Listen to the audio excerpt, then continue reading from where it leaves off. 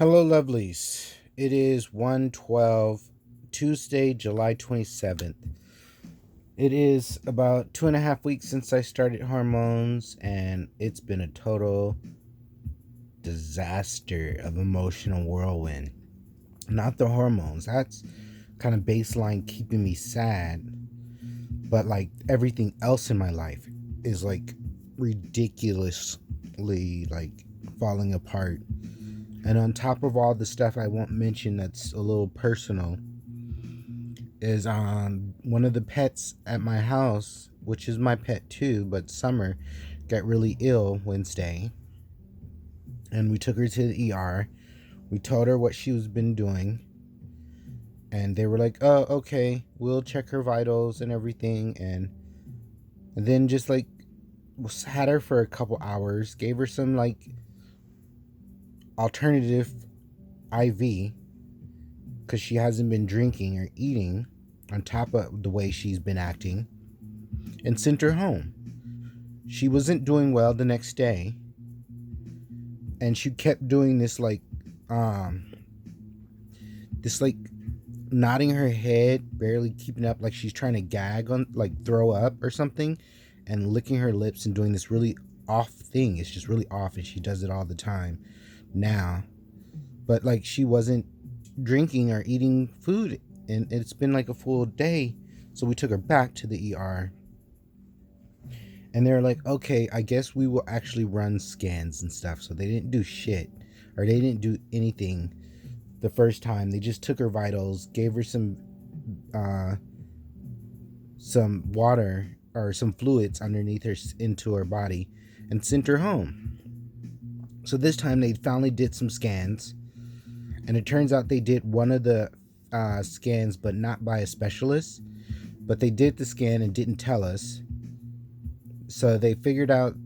So the second time she went back, they did the hardcore scans, and they found out that her intestines and stomach linings has thickened. Like if they're like in flare, they're they're flaring up, and like they're battling something. So they sent her home again and gave us a bunch of medicine, which was a pain to give to her because dogs aren't humans. They're like toddlers, but they don't quite understand us.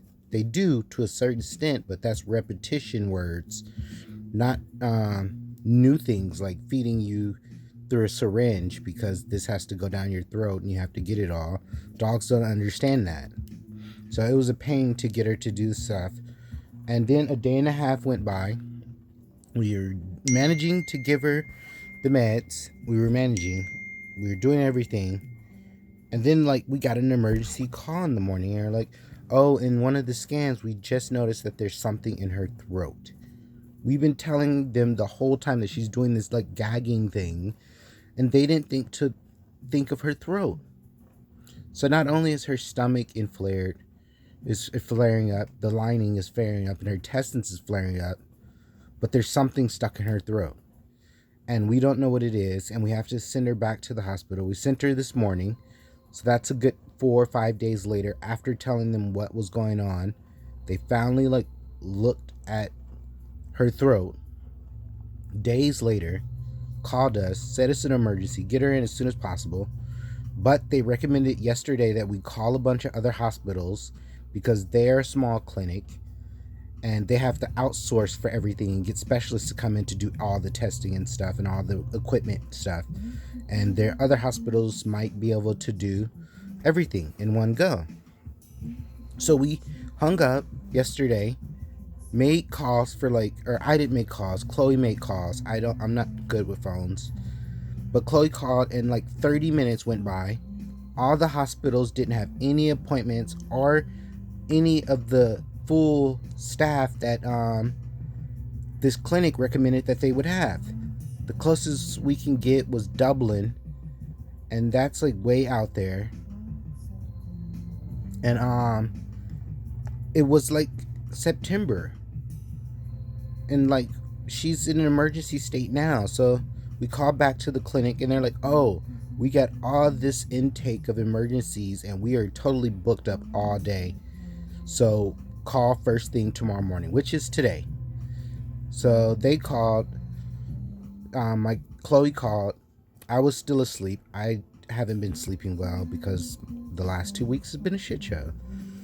And I woke up and they're like, "We're leaving," and I'm like, "Oh my god!" And I like get everything ready, and I'm totally freaking out because I'm agoraphobic. So going outside is really nerve wracking. I like shoved meds down my throat, put something in the microwave, ate it in the car. We get there. The clinic, the vet clinic, is packed full of clients. No one's inside. Everyone's out in the parking lot in their car, but there's no parking spaces. We were supposed to be there at 9. We got there at 9:03, and so obviously they took an hour to see us. I realized that I have a doctor's appointment. And I'm like, shit, I don't have my headphones because my phone is ghetto. I need my headphones to actually use my phone. I'm too poor to buy a new phone. And so I have to go back home. So I leave Chloe at the clinic. It's horrible. I feel terrible about that. But I needed to have this appointment because not only was it like dire need for me to make this appointment, but it's my therapist.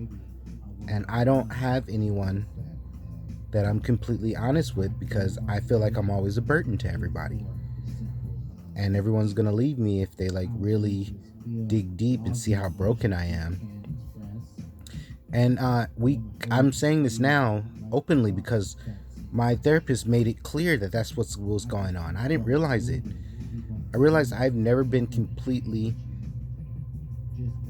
relaxed enough with anybody in my whole life to just let my guts spill out. I'm baseline sad all the time, my whole life, except for 2 years.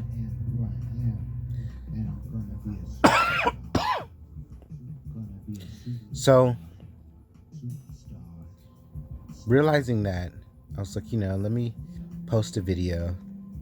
I'm going to show some clips of Summer and the link to the GoFundMe to pay for the new expenses. We already spent like heck of money on sending her to the vet 3 times before they found out what was wrong.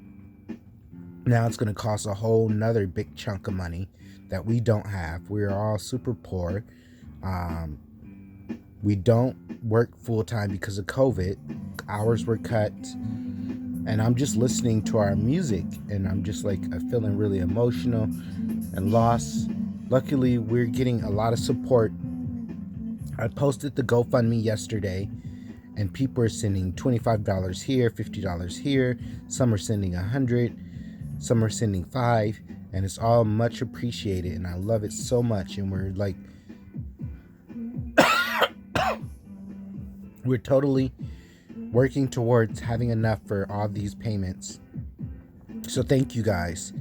You guys are amazing and wonderful. I'm making this video because I wanted to give an update on me. The hormones are making me really emotional. I'm always emotional. I'm a Scorpio, so I'm borderline always intense emotions. But usually I can get out of my sadness with distractions and then ride the distraction to happiness. But since I started the HRT, I haven't been able to ride the distraction. Like I can watch some anime, work on some music, draw, and I can do these creative things and product things and like learning how to do more editing and learning not coding, but I was gonna say coding. It's been a while since I practiced coding. But learning video editing and more music mastering stuff and effects and vocals for Reason 11. And like I'm distracted and I'm not sad in that moment, but when I'm done, the sadness comes back. And before HRT, I was able to just ride that distraction and be optimistic for the rest of the day, or at least most of the day.